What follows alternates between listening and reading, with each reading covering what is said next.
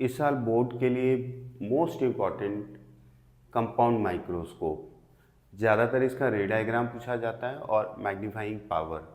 तो चलो फटाफट से देख लेते हैं इसको। ये कंपाउंड माइक्रोस्कोप क्या है?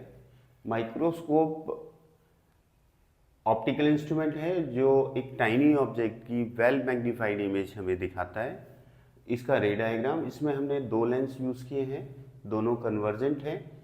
One is called objective lens, another is called eye lens. जो ऑब्जेक्टिव लेंस है हमारा, उसकी फोकल लेंथ स्मॉल होनी चाहिए और आई लेंस की भी फोकल लेंथ स्मॉल होनी चाहिए। यह हमें कंस्ट्रक्शन में लिखना होता है। रे diagram of compound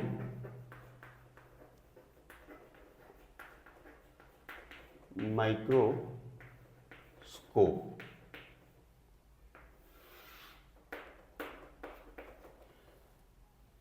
objective lens के आगे ए भी एक हमारा ऑब्जेक्ट है, इससे दो रे निकाली है हमने।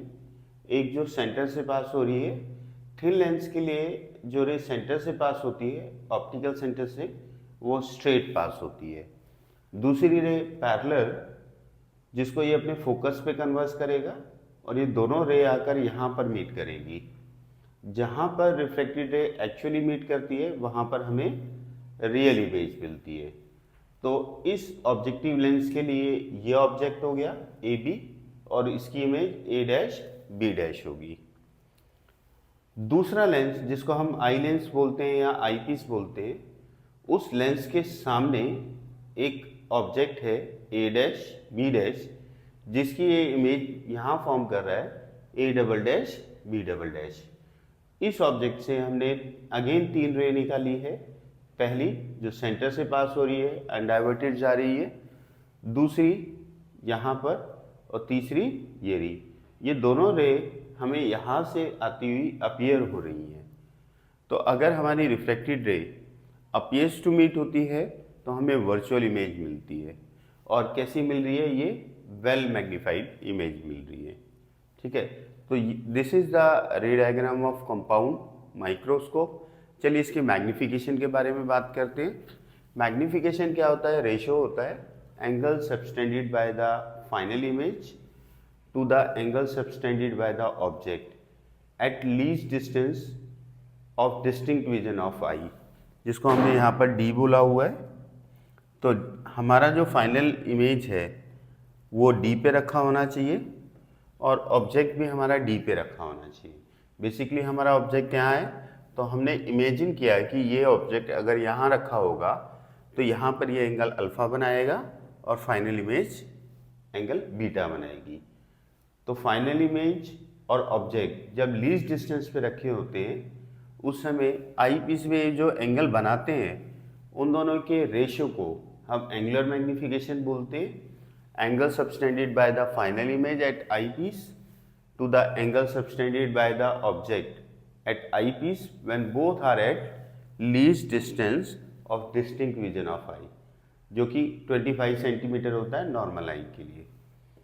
अब यहाँ से हमने टेन बीटा और टेन अल्फा की वैल्यू निकाल लेनी है। हमने कहा एंगल हमारे स्मॉल है तो टेन बीटा और टेन अल्फा हमने बोल दिया है।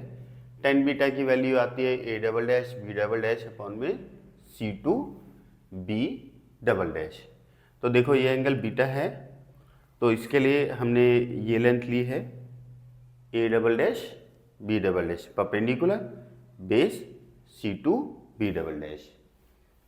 फिर अल्फ़ा की वैल्यू हमने ऐसी निकाली है A one B double dash और base C two B double dash.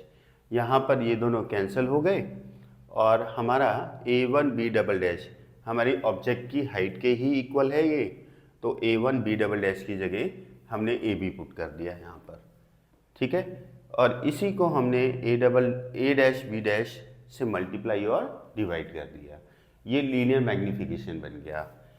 ये लीनियर मैग्नीफिकेशन बन गया किसका? आई लेंस का, क्योंकि मैग्नीफिकेशन होता है साइज ऑफ इमेज अपॉन में साइज ऑफ ऑब्जेक्ट।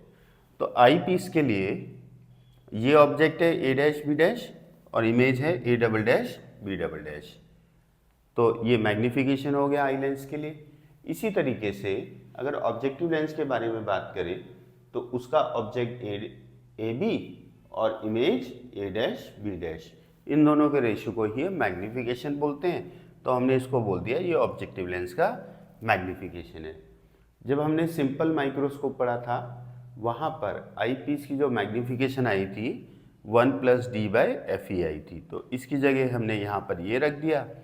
और m0 मैग्नीफिकेशन हम डिस्टेंस के रिस्पेक्ट में भी लेते हैं, ये रेशियो होता है distance of image to the distance of object. क्योंकि मैग्नीफिकेशन हम ऑब्जेक्टिव लेंस की लिख रहे हैं तो distance of image formed by the objective lens और ऑब्जेक्ट का डिस्टेंस, जिसे हमने V0 और U0 से रिप्रेजेंट किया है यहाँ पर।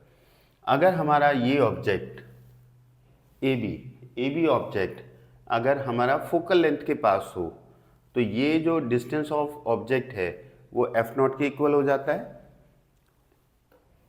और जो इसकी इमेज है वो यहाँ पर फॉर्म होती है जो कि लेंथ ऑफ टू लेंसेज कहलाता है। तो इसीलिए हमने U0 को -F0 लिख दिया और V0 को L लिख दिया, हमने यहाँ पर ये वैल्यू पुट कर दी। सबसे इम्पॉर्टेंट एक कंपाउंड माइक्रोस्कोप के लिए आई लेंस और ऑब्जेक्टिव लेंस दोनों की फोकल लेंथ स्मॉल होनी चाहिए। अगर दोनों फोकल लेंथ स्मॉल होगी तो हमें लार्ज मैग्नीफिकेशन मिलेगी। तो हमें प्रिपेयर क्या करना है कि कंपाउंड माइक्रोस्कोप का रे डायग्राम और उसकी मैग्नीफिकेशन का एक्सप्रेशन, और कंपाउंड माइक्रोस्कोप की कंस्ट्रक्शन में दोनों लेंस की फोकल लेंथ स्मॉल होनी चाहिए और आई लेंस का अपर्चर लार्ज होना चाहिए।